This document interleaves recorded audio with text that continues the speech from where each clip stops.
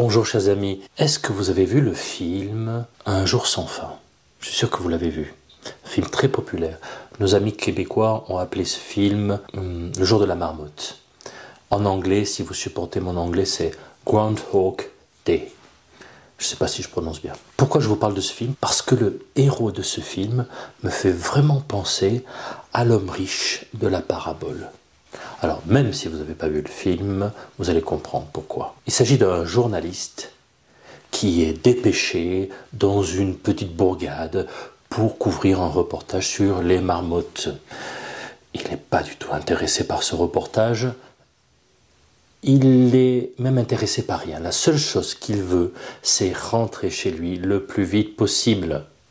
Et alors, on le voit, il ne s'intéresse même pas à ses collègues. Il y a un SDF qui vient le voir, il le traite mal. Tout à coup, il y a un ancien ami d'une école qui le remarque et là aussi, il le traite mal. Bref, un homme indifférent, centré sur lui, un peu comme le riche de la parabole, qui n'est même pas capable de voir le pauvre à son portail. Et ce qui est étonnant aussi, c'est dans les deux cas, le riche de la parabole ou notre journaliste du film, les deux sont punis. Et alors, quelle punition pour le journaliste? Eh bien, il est obligé de rester une nuit de plus dans son hôtel parce qu'il y a le blizzard, il y a une grande tempête. Et on le voit se réveiller le matin et il est tout étonné parce que tout se répète comme la veille. Les mêmes blagues à la radio, la même musique, les mêmes personnes qui croisent dans les couloirs, oui, les mêmes remarques, tout se répète. Il se retrouve enfermé. Enfer, quel enfer! Et là, il se retrouve vraiment comme l'homme riche de la parabole. Et il se dit, mais j'ai perdu la tête, qu'est-ce qui se passe? Bon, il attend le soir, il va se coucher toujours dans le même hôtel parce qu'il ne peut pas partir. Et là, le lendemain matin, bis repetita, il est bloqué. Même blague à la radio, même musique, même rencontre dans le couloir. Et il se dit, mais waouh, qu'est-ce qui se passe? Et la journée se passe, et puis, bon. Et puis le lendemain matin, pareil. Et là, il se dit, waouh, qu'est-ce qui se passe? Comment faire? Et puis, première décision, il décide d'en profiter à sa façon. Donc, il va faire des excès en tout genre. Il va se retrouver en prison. Et le soir venu, bon, à un moment donné, il s'endort et il se réveille le lendemain matin. Même blague à la radio, même sonnerie, même personne qu'il rencontre dans le couloir, le pauvre qui l'accoste, cet ancien ami d'école qu'il avait oublié, qui vient l'importuner.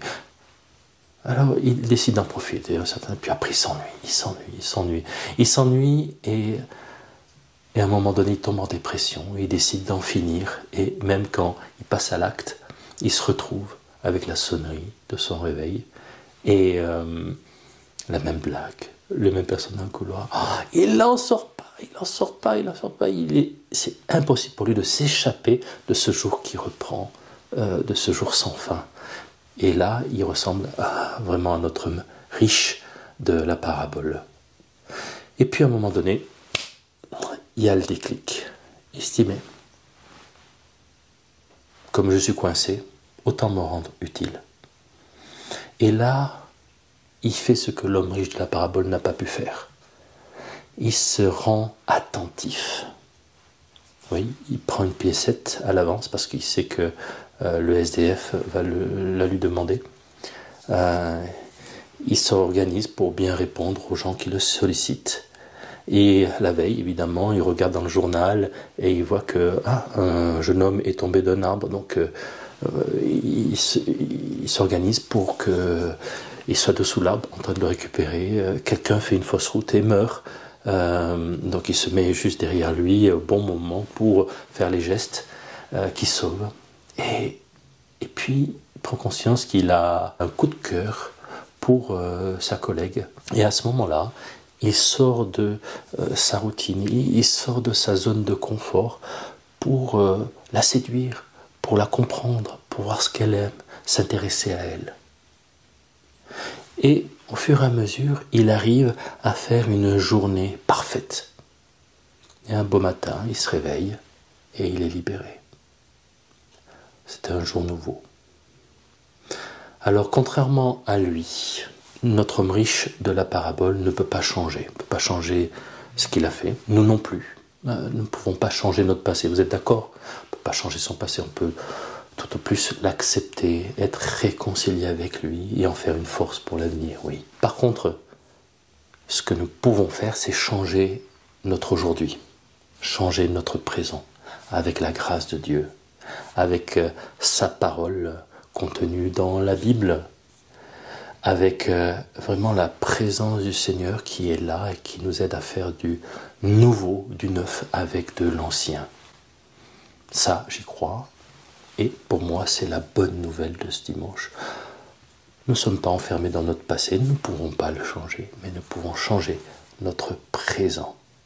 Seigneur, aide-nous. N'hésitez pas à me dire dans les commentaires ce que vous avez décidé de changer aujourd'hui. N'hésitez pas à vous abonner, à mettre un pouce, un like, ce que vous voulez, tout est bien. À la prochaine, soyez bénis. Le roi de mon cœur soit la montagne qui m'élève, la source qui m'abreuve. Oh, il est